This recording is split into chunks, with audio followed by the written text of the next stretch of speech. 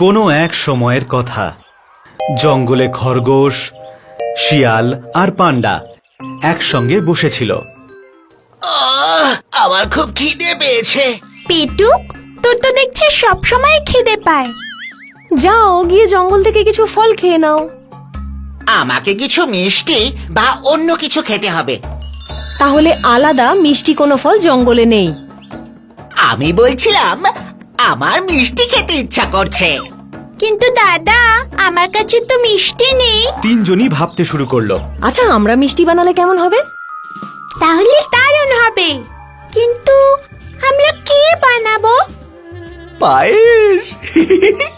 পায়েসের নাম করতেই তিনজনেরই জিভে জল চলে এলো। আমি কিন্তু পায়েস খুব ভালো বানাই। তাহলে ওই কথাই রইলো, আমরা পায়েস বানাবো। একটা কাজ করি, আমি বরং বাইরে যাই আর জিনিসপত্র আনি। পান্ডা দাদা, তুমি পায়েসের জন্য চাল নিয়ে এসো। শেয়াল, তুমি দুধ আর আমি চিনি নিয়ে আসি। তিনজন বিভিন্ন দিকে চলে গেল। শেয়াল পৌঁছে গেল দুধওয়ালার বাড়ির বাইরে আর আড়াল থেকে দেখতে লাগলো।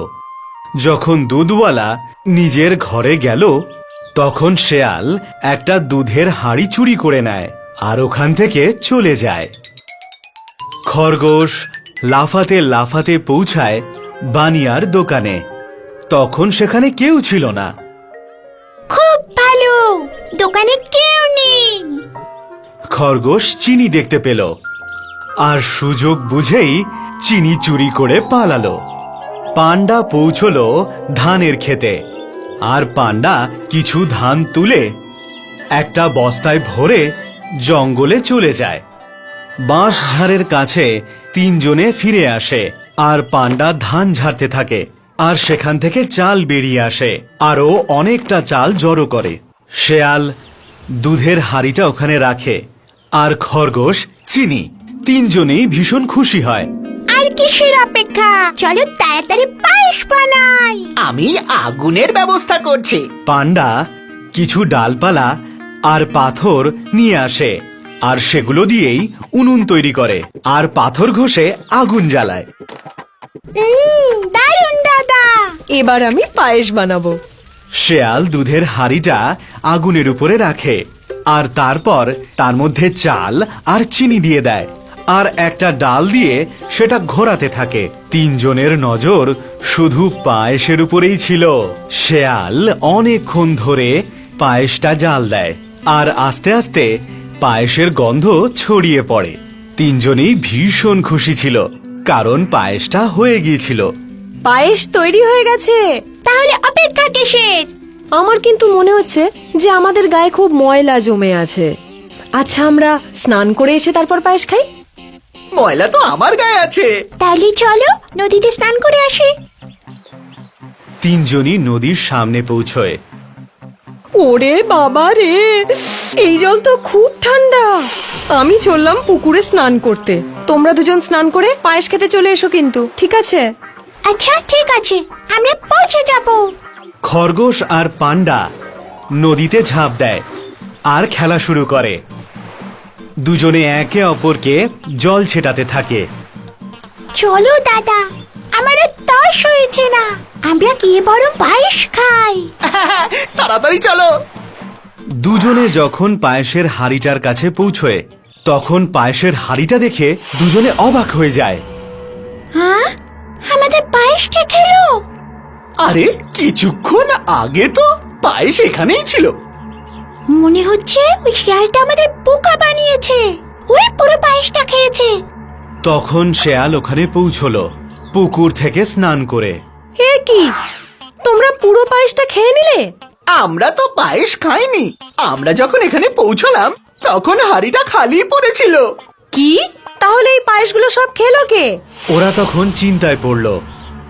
আমার কিন্তু মনে হচ্ছে অন্য কোনো প্রাণী এই পায়েস খেয়ে গেছে। ছাড়ো, বাদ দাও, আমরা অন্য সময় পায়েস খাবোখন।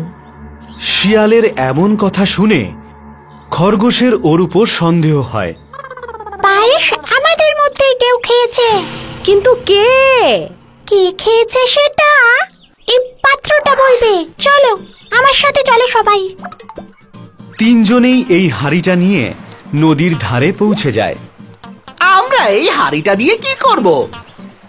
আমরা এখন এই পাত্রটাকে নদীতে ভাসাবো উল্টো করে, আর এটার উপর বসে বলবো পায়েস আমি খেয়েছি, আরে আমি নদীতে ডুবে যাব। আর যে সত্যি সত্যি পায়েস খেয়েছে সেই নদীতে ডুবে যাবে, বুঝেছো? হ্যাঁ, ঠিক আছে। তাহলে তাহলে সবার আগে কে যাবে? খরগোশ নদীতে হাঁড়িটা উল্টো করে ফেলে আর তার উপর চড়ে বসে। যদি আমি পায়েস খেয়ে থাকি তাহলে আমি নদীতে ডুবে যাব। খরগোশ নদীতে ডুবে যায়নি। তারপরেও বলল, শিয়াল, এবার তোমার পালা। শেয়াল ভীষণ ভয় পেয়েছিল, তবুও ও হাঁড়িটার কাছে যায় আর ভয়ে কাঁপতে থাকে।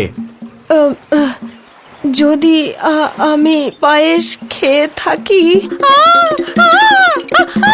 আমি আগেই জানতাম তুমি মিথ্যে কথা বলছিলে।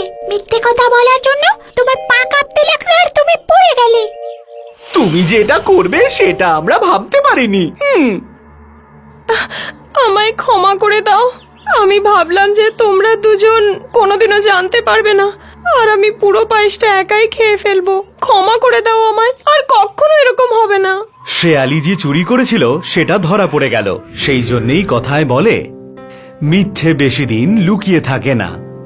আর আমাদেরও কখনো মিথ্যে বলা উচিত নয়, আর বন্ধুদেরকে কখনো ঠকানো উচিত নয়।